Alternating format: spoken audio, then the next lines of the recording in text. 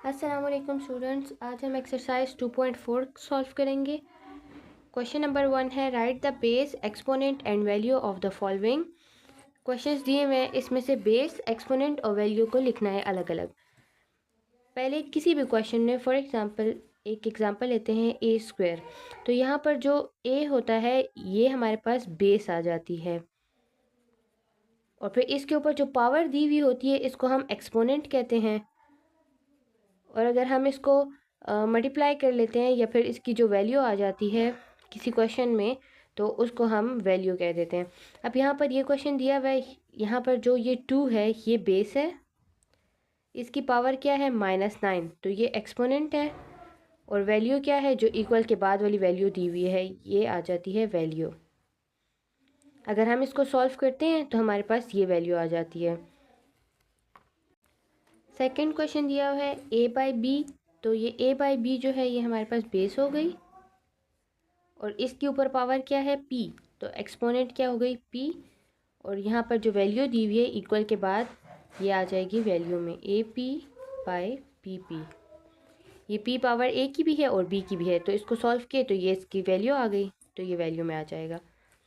-4 ये हो गई बेस, ये जो इसके ऊपर पावर है 2 ये एक्सपोनेंट, और जब 4 को स्क्वायर ले लेते हैं तो 16 आ जाता है, ये वैल्यू हो गई। सेकंड क्वेश्चन है if a b denote the real numbers then simplify the following. अगर ए बी जो है वो हमारे पास रियल नंबर को डिनोट करता है तो हमने इन क्वेश्चंस को सिंप्लीफाई करना है। मल्टीप्लिकेशन में हम क्या करते हैं, अब यहाँ पर बेस दोनों की सेम है,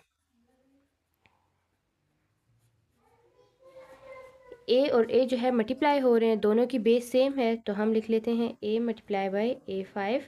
इन दोनों को मल्टीप्लाई करते हैं तो ए एक बार आ जाएगा और इसकी पावर्स को प्लस कर लेंगे, यानी 3 + 5, ये इक्वल हो जाएगा A8 के, ये आंसर आ जाएगा।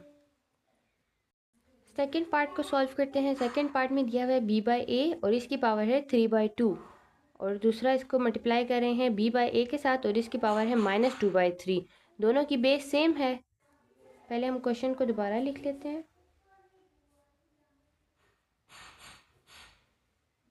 दोनों की बेस सेम है, बेस को हम एक बार लिख लेंगे और उसके बाद इनकी पावर्स को प्लस कर लेंगे, 3/2 प्लस -2/3,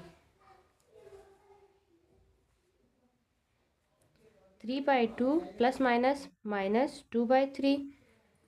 2 और 3 का एलसीएम लेते हैं,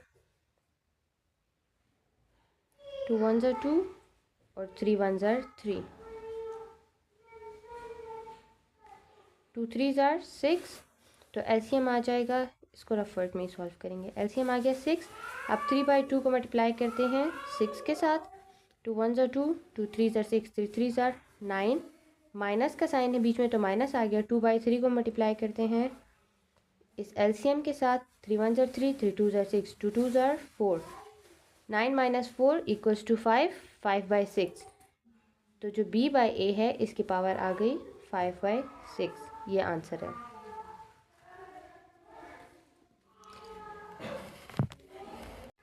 पिछले क्वेश्चंस की तरह ही थर्ड पार्ट को सॉल्व करेंगे।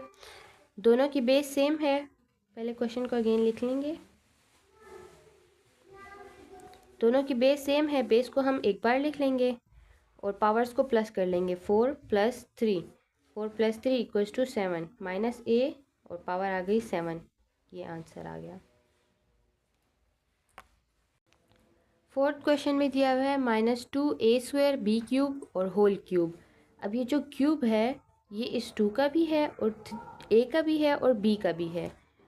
-2a² b³ होल क्यूब, इस क्यूब को हम अलग से ले लेते हैं तीनों के साथ, 2 के साथ भी, a² के ऊपर भी और b³ के साथ भी। -2 का क्यूब लेते हैं, -2 का क्यूब ले लेते हैं, -2 मल्टीप्लाई बाय -2 मल्टीप्लाई बाय -2, 2 2 ज़ा 4, माइनस माइनस प्लस हो गया और 4 2 ज़ा 8, प्लस माइनस माइनस -8 आ गया। ए का जो ये स्क्वायर है ये दोनों मल्टीप्लाई हो जाएंगे, 2 3 ज़ा 6, तो ए की पावर हो जाएगी 6, बी की पावर क्या आ जाएगी 3 3 ज़ा 9, दोनों के बीच में मल्टीप्लाई हो रहा है ना, ब्रैकेट है, तो इसको हम मल्टीप्लाई कर लेंगे, इन दोनों की पावर्स को, और इस दोनों की पावर्स को भी मल्टीप्लाई करेंगे। तो -8 A6 B9, ये आंसर आ गया।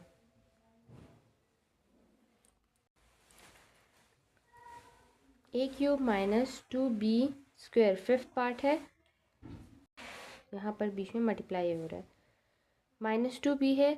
अब दोनों की बेस सेम नहीं है, बेस डिफरेंट है, तो हम इसको जो है सॉल्व नहीं कर सकते, इसलिए हम ये जो स्क्वायर है ये 2 का भी है और B का भी है, तो हम पहले -2 का स्क्वायर ले लेते हैं, फिर B का स्क्वायर ले लेते हैं। A³ -2 का स्क्वायर लेते हैं, -2 मल्टीप्लाई बाय -2, 2 2 ज़ार 4, माइनस माइनस प्लस, तो +4, और B का आ जाएगा स्क्वायर। इसको अरेंज करते हैं, 4A³ B², ये आंसर है। 6 पार्ट में दिया हुआ है A² B multiply by A² B। अब यहाँ पर जो है दोनों सेम है, जब हमारे पास दो सेम वैल्यू होती हैं, अगर 2 है, 2 मल्टीप्लाई बाय 2 दिया हुआ है, तो हम इसको 2 स्क्वायर के फॉर्म में लिख सकते हैं। इसी तरह हम इन दोनों को स्क्वायर के फॉर्म में लिख लेंगे, दोनों के बेस सेम है, A² B, और इसका होल स्क्वायर ले लेंगे। इन दोनों का अब अलग से स्क्वायर लेते हैं, A का भी स्क्वायर लेंगे, A² होल स्क्वायर, और B का भी स्क्वायर ले लेंगे, आ जाएगा A4 और B², 2 2 ज़ार 4, और B का स्क्वायर आ जाएगा, ये आंसर आ गया। 7 पार्ट में दिया हुआ है A की पावर 0 है, B की पावर भी 0 है, डिवाइड बाई 2। जबकि किसी भी नंबर या वेरिएबल की पावर 0 होती है तो उसको वो इक्वल होता है 1 के, यानी ये फुल जो होल है ये इक्वल है 1 के। तो हम यहाँ पर A की पावर 0 जो है इसकी वैल्यू भी 1 पुट कर देते हैं, मल्टीप्लाई बाय B की पावर भी 1 आ जाएगी, डिवाइड बाय 2 इक्वल्स टू 1 1 ज़ार 1, 1/2।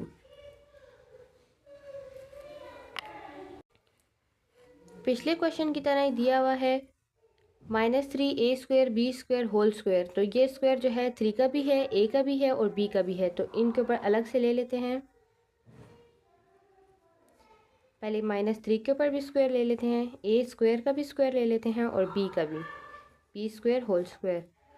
-3 का स्क्वायर लेते हैं, -3 मल्टीप्लाई बाय -3, 3 3 ज़ार 9, माइनस माइनस प्लस हो गया, +9।